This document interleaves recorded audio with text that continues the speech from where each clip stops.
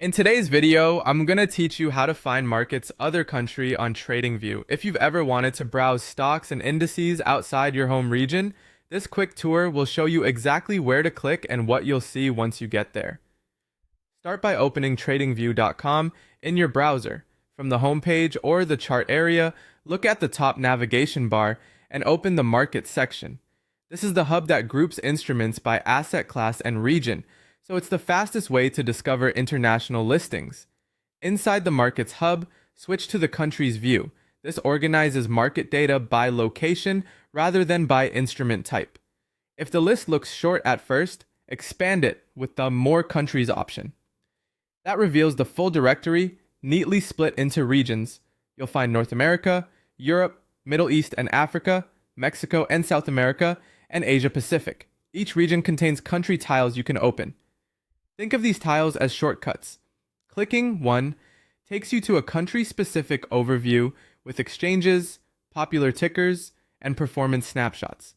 If you don't immediately see the country you need, scroll within the region, or use More Countries to surface the complete list. Once you've located the country you're interested in, select it to open its market page. As an example, choose Australia. The Australia page loads a concise dashboard, major indices at the top, followed by most active symbols, top gainers and losers, and sector performance. You can switch tabs on that page to view different categories like stocks, indices, or ETFs, all scoped to Australia.